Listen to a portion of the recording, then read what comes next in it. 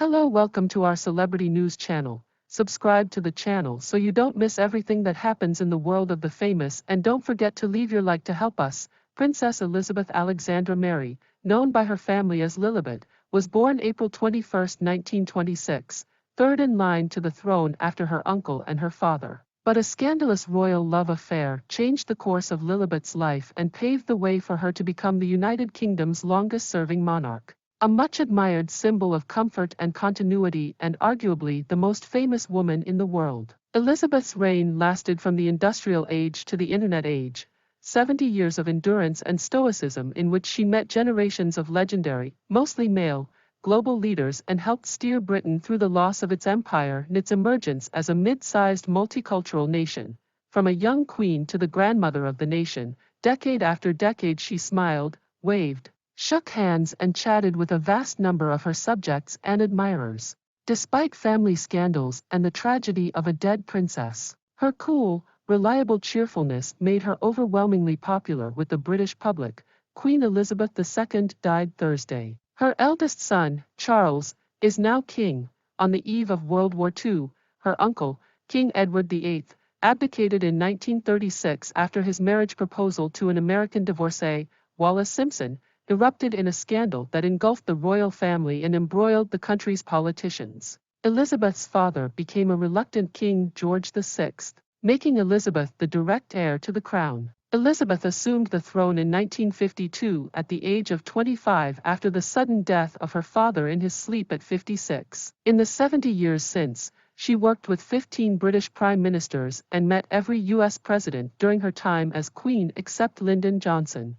The vast majority of Britons have never known another monarch, and she remained overwhelmingly popular until her death.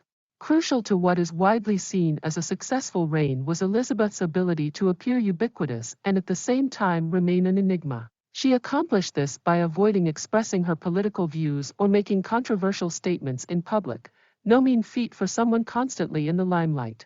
This meant keeping her own counsel during thousands of events, appearances, and speeches. According to Philip Murphy, the director of history and policy at the University of London, she has an incredible capacity for repeating the same sorts of rather dull official events which clearly mean an awful lot to other people, said Murphy. So much of being a constitutional monarch is the repetition of boring regimes, and there's something about her that has never rebelled against that. She would call that a sense of duty. During the war, Elizabeth and her sister went to live in Windsor, while their parents stayed in London despite the heavy bombardment from German bombers. She made her first radio address in 1940, speaking to other children who had been separated from their families to keep them safe.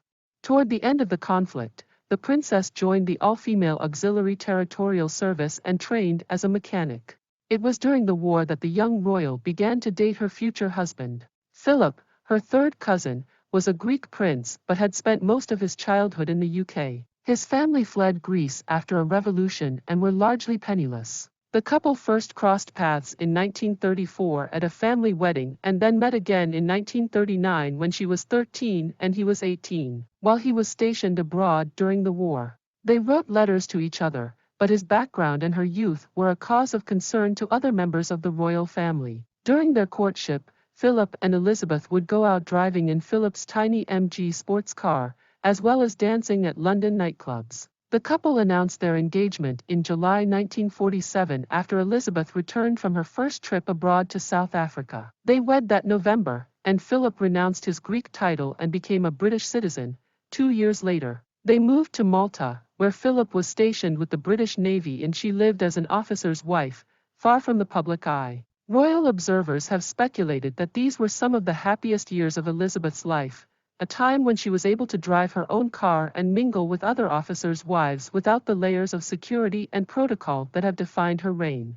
Their relative freedom was cut short when King George, whose health had long been precarious, suddenly deteriorated. At the time of his death in February 1952, Elizabeth was in Kenya on a royal tour with Philip.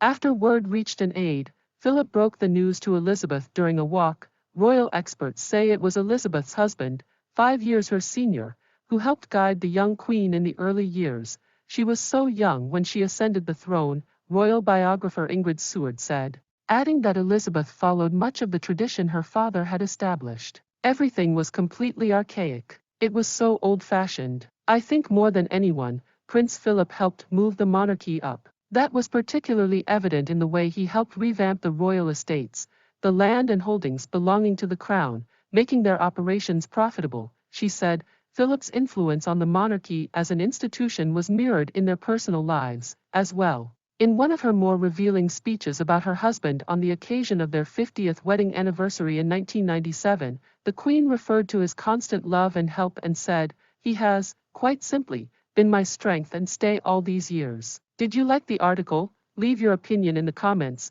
We'll be back at any time with more information.